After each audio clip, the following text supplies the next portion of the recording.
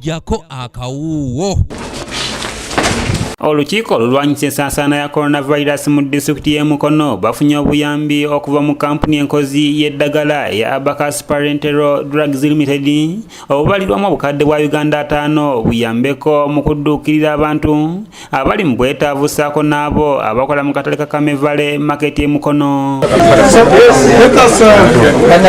Mu biweereddwayo mubaddemu ebikozesebwa okuziyiza akawuka ka kaleta COVID-19 omuli sanitizers box 3, giravuzi 2, masiki 50 nga bino byakuweebwa abantu abasola mu katale. Akonono bagaseeko ttani z'obuwunga 2, ebijanjalo ttani emu ssaako ne tenti y'ekikumi nga nno yakuyambako olukiiko luno olukola emirimu kubanga babadde bagikolera wansi wa muti.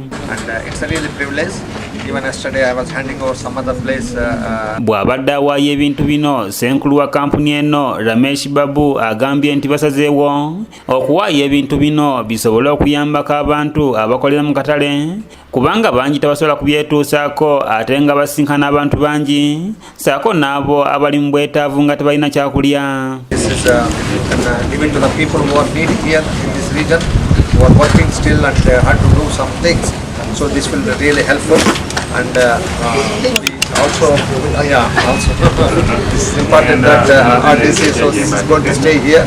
Maswere Peter akulira okutabula eddagala mu kampuni eno agambye nti ebikozesebwa bino babiwaddeyo okusingira ddala okuyamba abantu abali mu butale wamu n'ebitundu ebyetooloddewo kubanga abakozi baabwo okusinga mwe bava. Okuyamba ku bantu abali mu community abali mu butale okukozesa nga bwe tugenda mu maaso. Kino tukikoze kubanga Abacus Parenteral Drugs Limited esangibwa mu Mukono era nga abakozi baffe abasinga baamuno. Ono agenze mu maaso n'ategeeza nga bawaddeyo ne masikisi ezikozesebwa ne zimala ne zoozebwa ne ziddamu ne zikozesebwa okwewala abantu okukwatibwa akawuka kano. Eziri washable kuba ezi disposable tumanya nti bajja zikozesa olunajja tuba tulina ozijjawo naye kati tunatandika okugaba masiki eziri disposable so far tulinawo masiki 1000 tugenda zongerako tutandika okugabira ab'obutale basobola okuba nga bakozesa nga basobola okugyoza ne baddamu ne bagikozesa. Ye mmeeya w'ekibuga ky'e Mukono George Fred Kajimu yeebazizza obuyambi obubaweereddwa n'ategeeza nti bakubugabira abantu abo abateekeddwa okubufuna nga bwe balinda emmere egenda okuva mu gavumenti. Kino nga tukyalinawo eno okusinga abantu baffe okufa enjala tugenda kubagabirako abo abamu abanaaba basaanidde okusooka okuwa.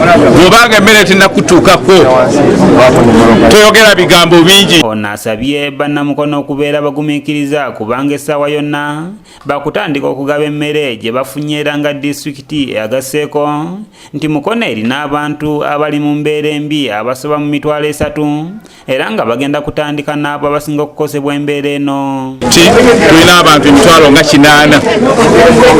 naye 80 egyo mu kaseera kano tulina ebiwandiiko ebitulaga nti 30 egy'abantu bali mu mbeera mbi nnyo.